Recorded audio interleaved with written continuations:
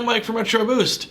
I recall when I was a kid there was this real aversion towards third-party controllers, whether it was N64 or PlayStation 2, etc., etc. I never liked them. I remember it was always a big debate as to who's going to get what controller when it was time to play multiplayer games on N64. Who gets the regular one? Who gets the third-party one? No one ever wanted the third-party ones. But now it seems like my viewpoint has definitely changed, mainly because there's a couple of companies that make these incredibly unique third-party controllers that are not just trying to be a cheaper, simpler alternative to the name brand, but rather completely reimagine the name brand. And these are controllers that are made for older consoles specifically. I've talked about a couple already, the Retrobit Tribute 64, both wired and wireless ones. I really enjoyed the wireless one more, not because it's wireless necessarily, but because the controller itself was a little bigger, the D-pad's placement was superior compared to where the stick was on the wireless one, and the stick was really, really good. That controller feels and handles well, and the updated firmware to allow you to flip what the triggers do, which means that both the bottom triggers can function as L or R as necessary, or sorry, Z or R as necessary, which is great because your fingers are at the same level as you're, say, banking left and right in Starfighter 64. Then there was the Retro Fighters Brawler 64. I felt like that one had the superior design, like the feel in my hands. I really enjoyed it. The D-pad is also outstanding compared to both the original N64 and the Tribute 64, but where it lacked was the ability to flip the shoulder buttons, because it means that, you know, your Z triggers are on the bottom level and then L and R on the top, and I just don't like how that feels, having to have a trigger for, say, banking left in Star Fox, but then the other trigger doesn't do that. It's also banking left. You have to use the top shoulder button. So I didn't like that feel personally, but the design and the way the buttons felt, it's really good. So it's not a bad controller by any means. They're both outstanding. And that got me looking at both of these companies to see what else they had to offer. And as it just so happened, Retro Fighters just released something brand new, the brawlerGEN 2-in-1. Why is it called 2-in-1? Well, because it works for both Sega Genesis and Sega Saturn, which is nice. That's good value to have it work for more than one console. That's really cool. This one's wired, not wireless. The wire itself splits at the end to allow it to connect to either one of those two consoles. But the really, really interesting thing is that this controller has an analog stick on it. That's something that the Genesis never originally had, so that is kind of the ultimate modern retake on making a new controller for an old console, is to add something like that to it. So let's see how it performs. I'm going to go over my experience with this controller on Genesis. I don't yet have a Sega Saturn, so I can't speak to its performance on that console. I am out of rooms for my game console collection, so once I find out a new setup solution, I can expand and grab the last couple of consoles I want for my collection. And when I get my hands on a Sega Saturn, the first thing I'll do is make an update to this video going over this controller's performance for that. So this will be just Genesis. Be sure to subscribe if you find the video helpful. It is the best way to help me grow the channel as well. But let's get into it, talking about the brawlerGEN 2-in-1. I've actually never been much of a fan of the original Sega Genesis controller. I've always found it, to use a word, clunky. It's functional, but it's clunky. I've never quite liked how it feels in my hands. I find the buttons are very, very large, and it's not easy to jump right from the A button to the C button, say for a fighting game or something like that. At least for me, it's not. And the D-pad is quite large. I've never had like outright issues that I can blame on the controller playing games, mind you. Like it's functional, I just find it kind of clunky. So that's the other reason I was excited for this controller once I saw it, because hey, maybe it'll be a Sega Genesis controller that I really, really enjoy having in my hands. So if we look at the new controller, it's got a lot of the spirit of the original, but a little different. So the two main things that change would be how the buttons are kind of placed and how they look, and the D-pad itself. The D-pad is much smaller, and it overall kind of feels like an Xbox 360's D-pad, but like smaller. So it's got that kind of like, it's all one piece that moves kind of thing. I really wish they would have just done the D-pad they did on their N64 controllers, honestly, but this isn't bad.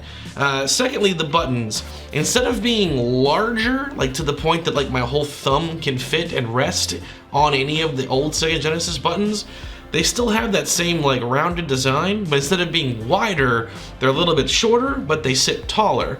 They press really nice though. I was wondering why they're so tall, at least the B and the C button, but they are responsive to touch.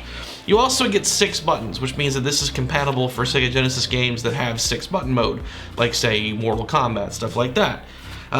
Then you have the shoulder buttons, which are used mainly for the Sega Saturn experience, and then lastly the stick. The stick is also a lot different than the N64 controller I messed with from the same company. The stick actually has more of like a Xbox One / PS4, PS5 kind of feel to it, where there is an indent that your thumb can rest in, which is really good because it means that your thumb's not going to slip out when you're messing around with it.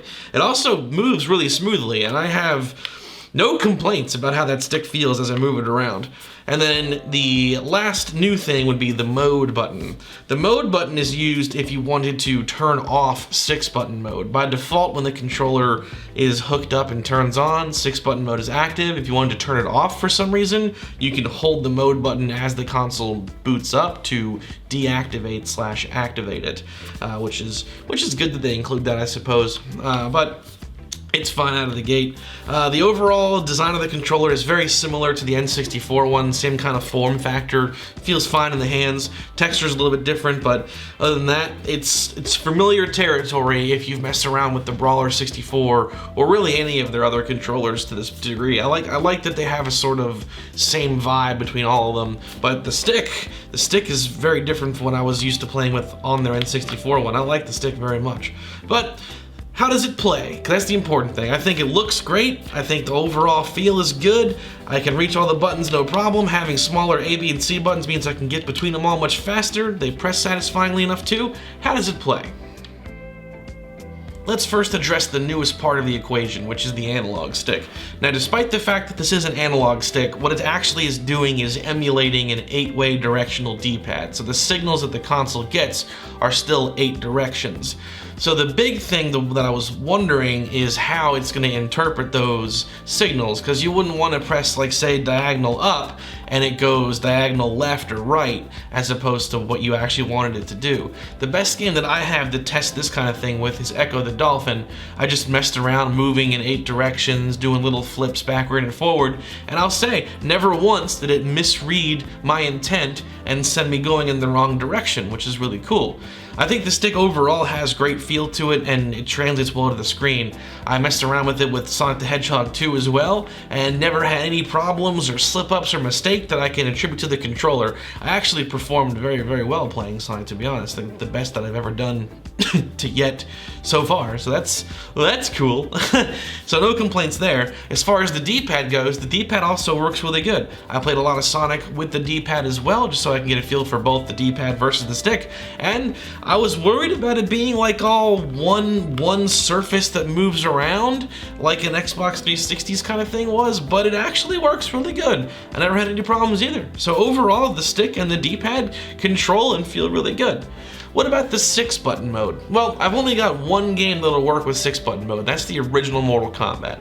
And here's where I had some difficulty. Not with the controller, but with me interpreting the instructions wrong. I actually thought the controller might be defective because I interpreted the manual's instructions as the controller defaults to 3-button mode and you have to activate 6-button mode. In reality, it's the reverse, and that makes more sense. It makes more sense for it to want to be in 6-button mode by default, especially if you're going to play Sega Saturn games, right? Like, you wouldn't have to hold this every time you boot up a Sega Saturn game. So it makes sense, but here I was thinking it was the reverse. I was holding the mode button down, booting up the console, and then the 6-button mode, the 3 extra buttons, they're not doing anything. I thought it was defective. I even reached out to Retro Fighters support, and I will say they have fantastic support. They got back to me very, very quickly. They were very, very nice and helpful. I was very impressed with their support process, but through all that, I discovered that I was the one making the mistake, and you just boot up the console like normal, and it's in 6-button mode. And I will say, I'm not good at fighting games, but I did better in 6-button mode than I did in 3-button mode in regard to messing around with Mortal Kombat. So it's a handy upgrade that I never really knew that I wanted until playing with this controller, because all I've had before this is the regular 3-button Genesis controllers. So that's great. So everything worked really well. There were no issues that I had that I was like, when I messed around with the Retro Fighters Brawler 64, I did have issues with the stick.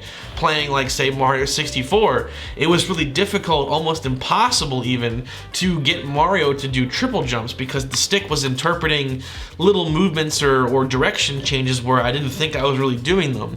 But that wasn't a problem here. I never had any issues with this one performing well. It performed great.